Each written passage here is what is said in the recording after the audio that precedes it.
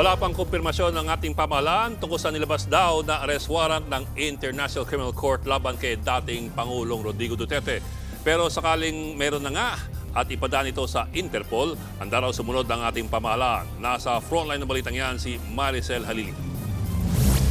Yung sa ICC or something, matagal na akong hinahabol ng mga Handa raw tanggapin ni dating Pangulong Rodrigo Duterte ang kapalaran niya sakaling may inilabas ngang arrest warrant laban sa kanya ang International Criminal Court. Sinabi niya yan sa isang pagtitipon sa Hong Kong kahapon. Pero giit ni Digong, ginawa niya lang ang lahat para sa katahimikan ng Pilipinas. Kung ganito man talaga ang swerte ko sa buhay, okay lang, tatanggapin ko yan.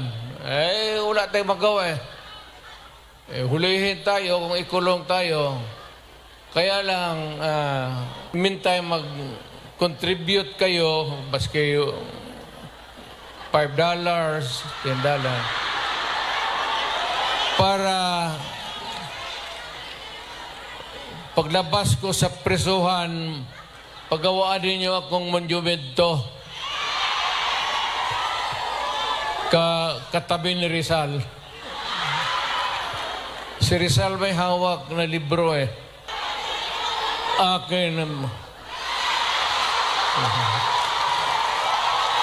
Pinalaga naman ng Malacanang pahayag na yan ni Digong. Siguro po ang pagdideklara ng isang tao na hero, dapat hindi po siya ang nagsasabi nun. Taong bayan ang magsasabi kung siya'y naging hero at paggawan siya ng monumento. Wala pa ring plano ang Malacanang na makipagtulungan sa ICC. Pero kung idadaan nila sa Interpol ang request, makikipagtulungan daw ang ating pamahalaan. At kung magkaguluman, kapag inaresto si Duterte, handa dyan ang gobyerno. Huwag na lang po sanang maging matigas ang ulo ng ibang taong bayan para pigilan to, katulad nung nangyari sa panahon po ng pag-aresto kay Pastor Kibuloy. Maging ang Department of Justice at Philippine National Police, wala pa raw natatanggap na impormasyon tungkol sa arrest warrant kay Digong.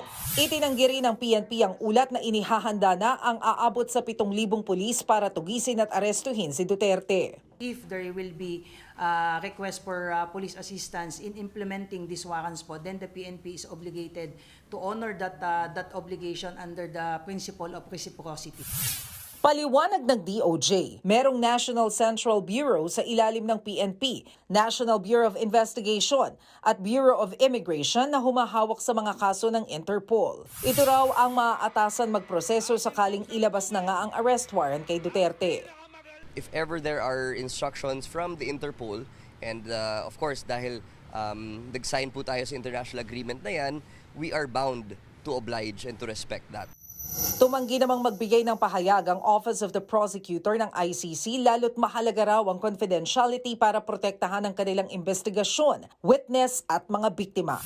Pabor dito si ICC Assistant to Counsel Cristina Conti. Mas pabor ako na hindi mo na i-announce yung warrant. Kasi di ba pag ganito na matutunugan mo na o maririnig mo na, talagang may pagkakataong tumakas. Kaya yung diwa talaga ang esensya ay dapat confidential or secret. Yung request for or issuance ng warrant at yung execution. Nagbabalita mula sa Frontline, Maricel Halili, News 5. Mga kapatid, Ed Lingaw po, maging maalam at may pakialam sa mga napapanahong balita sa ating bansa. Para sa mas malalimang pagtalakay at paghimay sa mga issue at headlines, tumutok lamang at pag-subscribe sa social media pages ng News 5.